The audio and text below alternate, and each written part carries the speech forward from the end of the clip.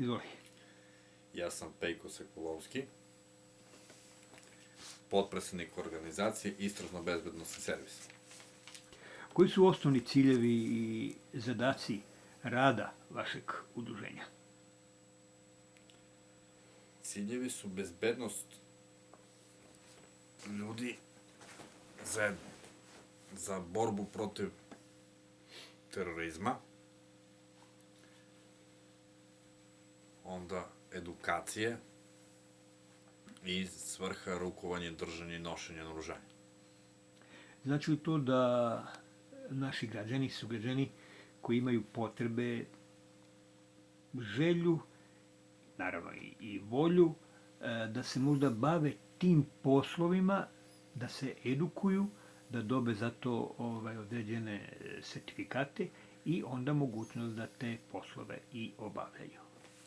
Naravno, mi smo obezbedili firme koje su ovlašćene za edukacije i obuke, kao što su firme neke koje vrše, znači, obuke za bezbednost, onda vršnjačko nasilje, borba protiv petarde, znači sa sertifikatima koji su validni, a imamo i firmu koja se zove Safari klub, koja je isto, znači s njihovim papirima može da imaju držanje i rukovanje naoružanja. A posle tog završetka može u vatrogasnom domu da podnesu dokumenta za nošenje naoružanja ili u policijskoj upravi kod nas u Nišu. I pošto ste mlado udruženje, tek se razvijate i probijate se na tržištu rada, ima li posla? Ima, za sada kako smo počeli, uglavnom imamo 30 člana koji su se u nekom kratkom periodu kod nas učlanili i lagano idemo sa ostvarivanjem ciljeva.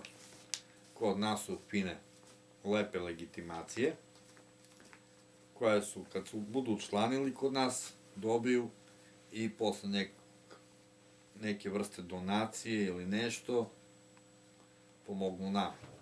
Recite mi, koja su to sve zanimanja za koje ljudi mogu kod vas da se edukuju i da kasnije počnu da se time bave, odnosno da rade?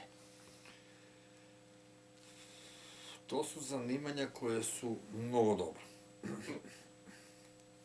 Znači, vršnjačkog nasilja, borba protiv otmice dece. Recimo, ajde, na taj primer, borba protiv otmice dece. Kako to praktično izgleda? Pa to je jedna svrha da se zna tačno kad dete u slučaju nestanka šta treba da radi, kako da se ponašaju, kome da se obrate, da bi mogli sutradan i sami da znaju u slučaju kad bude nešto da može da budu spremni na sve šta se može pokrenuti. Znači da oni posle ovakve edukacije mogu da, ne daj Bože ako treba, da pomognu komšiji, da pomognu da pronađu dete, da reše neke slučajeve i to. Naravno, uz pratnju policije može da budu prisutni, znači da pokažu, ali mora da postanu neki član neke organizacije, koja već ima sertifikate i neke odvojene stvari koje može da se bave. Znači, veliki problem u vašoj delatnosti je svakako vršnjačko nasilje, pogotovo u završnim razredima osnovnih i u srednjim školama. Kako vi tu možete preventivno da delujete?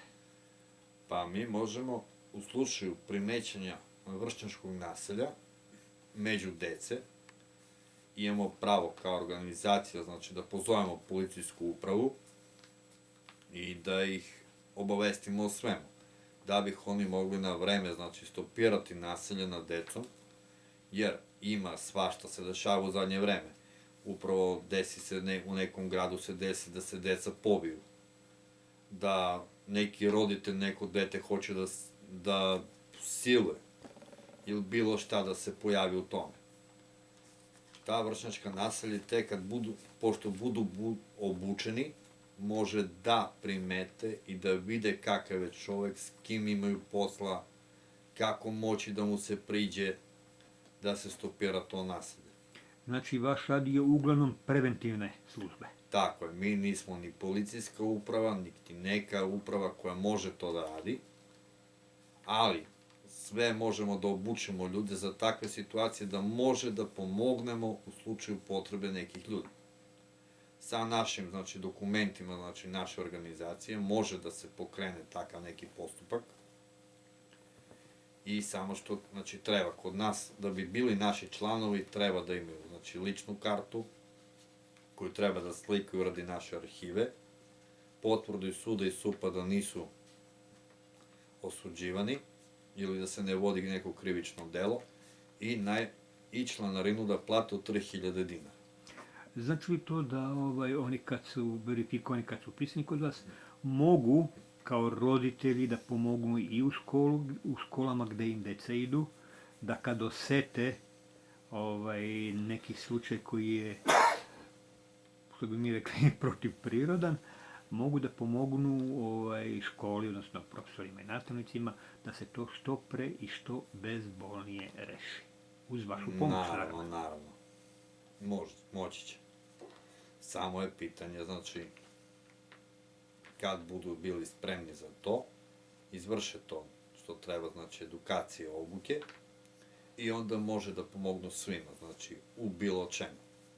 Znači, ako se primeti neko vršnjačko nasilje, može da se pomogne, pozove se policijska uprava i onda se polako stopiraju i uhvate počinioca.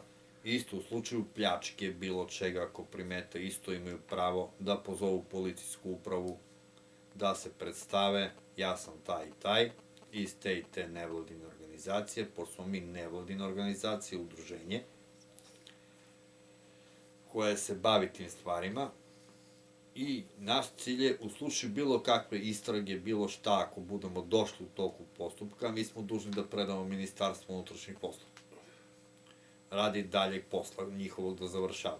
I na taj način im pomognete i njima, i deci, i roditeljima. Svima da što pre reše svoje probleme. Tako je.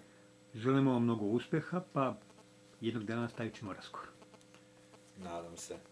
I bit će nam puno drago.